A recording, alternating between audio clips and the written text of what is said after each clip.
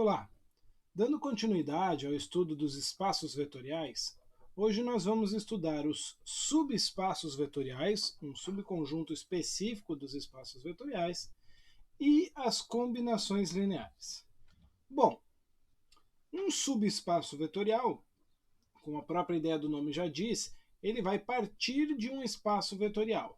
Então, um espaço vetorial V e um subespaço S, um subconjunto também não vazio de V.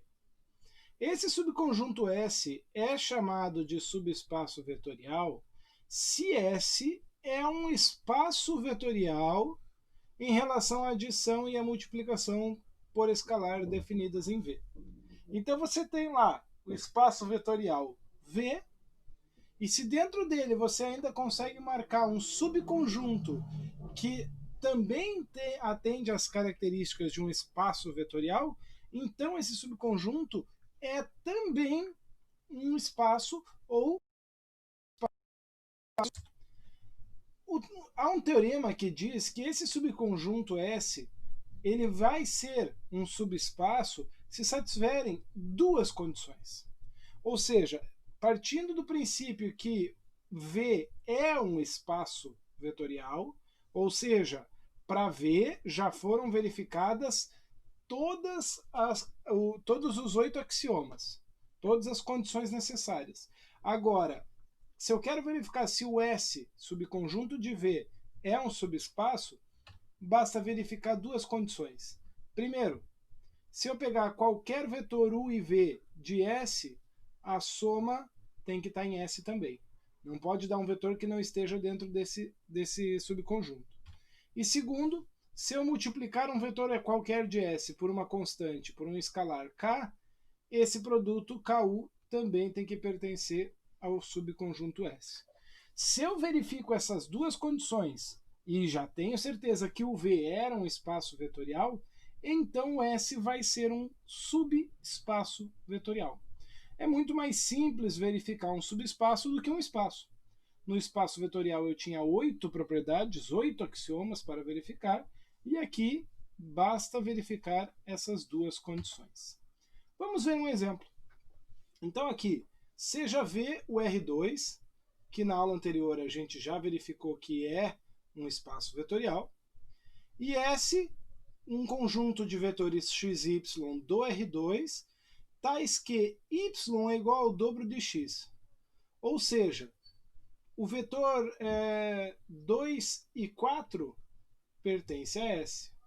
O vetor menos 1, menos 2 pertence a S. Se eu pegasse o vetor 7 e 5, não ia pertencer a S, né? 7 e 5 não pertence a S, porque não tem essa característica da segunda coordenada ser o dobro da primeira. Vamos verificar se esse S é ou não um subespaço vetorial de V. Então, a primeira condição, para quaisquer vetores, né, U e V de S, eu tenho que a soma também tem que estar em S. Sendo que eu tenho que trabalhar para quaisquer vetores, é lógico que eu vou pegar vetores que sejam vetores genéricos. Então, eu vou pegar aqui o U como x1 e 2x1 e o S como x2 e 2x2. Ok? Beleza? Aí eu vou fazer então a soma deles. x1, 2x1 mais x2, 2x2 é x1 mais x2, 2x1 mais 2x2. Veja que eu peguei vetores que estavam no conjunto S e agora eu cheguei nessa soma. Será que essa soma também está no conjunto S? Nota que aqui, esses dois, eu vou até mudar aqui a cor da caneta, só um pouquinho, pessoal. Aí. Esses dois que eu tenho aqui, multiplicando o x1 e o x2, eu posso colocar eles em evidência aqui dentro dessa coordenada. Fazendo isso, eu fico com x1 mais x2 e o dobro de x1 mais x2. Nota que essa soma 1 mais v é formado sim por vetores do tipo y igual a 2x. A segunda coordenada é o dobro da primeira.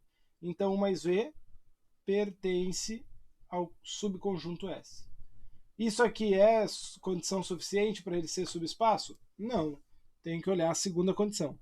Professor, mas se essa daqui já não tivesse dado certo, aí eu nem precisava olhar a segunda porque não seria subespaço. Tá bom? Da mesma maneira, para verificar se KU também é um vetor de S, eu vou pegar um K real qualquer e um S dentro do conjunto. Então, U vai ser x1 e 2x1. Multiplica isso pela constante K, vai ficar Kx1 e K vezes 2x1. E aí é lógico, né, que eu posso trocar esse K e esse 2 de lugar. Então eu fico com Kx1 e 2 vezes Kx1. Verifica aqui que a segunda coordenada é o dobro da primeira. Logo, KU também pertence a S. Espera lá, se eu verifiquei a primeira condição e eu também verifiquei a segunda condição, então, tranquilamente eu posso afirmar que S é um subespaço vetorial de V. Tá bom? Essa é a condição para ser um subespaço vetorial. É atender as duas condições simultaneamente. Vamos ver mais um exemplo? Olha só agora. Eu venho aqui e parto para o R3, que é um espaço vetorial, e um subconjunto do R3 formado por vetores x, y, z, tal que y é o dobro de x menos z. Vou verificar as duas condições de novo. Então, vetores genéricos, U e V, então, x1, 2x1 menos z1 e z1, e x2, 2x2 menos z2 e z2. Vou somar esses dois camaradas. O x1 vai somar com o x2, essa coordenada central vai somar com essa coordenada central e o z1 vai somar com o z2. Quando eu faço essa soma, 2x1 mais 2x2 que estão aqui na coordenada central, eu posso colocar esse 2 em evidência. Da mesma forma, menos E1 e menos E2 que estão aqui na coordenada central, eu posso colocar o menos em evidência. E aí você percebe aqui, ó, a primeira coordenada x1, x2, mais x2, a terceira z1 mais z2, e a segunda coordenada é o dobro da primeira menos a terceira. Então, verifica-se que U mais V pertence ao subconjunto S também. Primeira condição, ok. Vamos para a segunda. Pego uma constante real qualquer, um vetor U que pertence a S, e faço então o produto. O K multiplica x1, o K multiplica a coordenada central, que é 2x1 menos z1, e o K multiplica o z1. Se eu fizer a distributiva desse K aqui e aqui, eu tenho 2kx1 e menos kz1. Veja que kx1 é a primeira coordenada e kz1 é a terceira. Então a segunda ficou o dobro da primeira menos a terceira, que era a regra do subconjunto S. Portanto, ele também atendeu a segunda condição. Se atendeu a primeira e atendeu a segunda, então S é um subespaço de V. Beleza? Vamos lá. Terceiro exemplo. Voltei para o R2, que eu sei que é um espaço vetorial já por definição. Vou pegar vetores x e y, tais que y é 4 menos 2x. E vamos testar a primeira condição para ver se S pode ser um subespaço vetorial de V.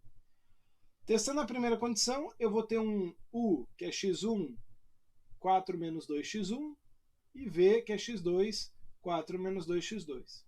Somando os dois, o x1 vai somar com x1, e o 4 menos 2x1 vai somar com 4 menos 2x2.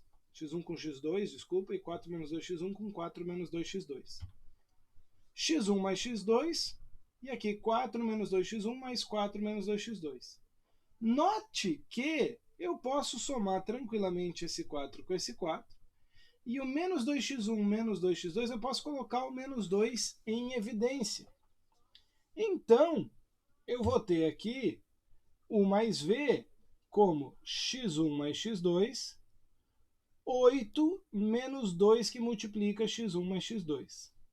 Para ele pertencer aqui, o vetor tinha que ser alfa e 4 menos 2 alfa. Nota que no lugar do alfa está o x1 mais x2, perfeito. mas no lugar do 4 está aparecendo um 8, e não podia ser 8. Conclusão, esse U mais V não pertence ao conjunto S. A primeira condição não foi verificada. Se a primeira condição não foi verificada, isso já é condição suficiente para eu afirmar S não é um subespaço vetorial de V. Ok? Então é assim que a gente identifica quem é ou não um subespaço vetorial, sempre testando essas duas condições. Uma condição dando inválida já é o suficiente para invalidar toda a suposição dele ser um subespaço. Vamos parar por aqui esse vídeo para não ficar longo. No próximo vídeo nós continuamos fazendo alguns exemplos de subespaços vetoriais.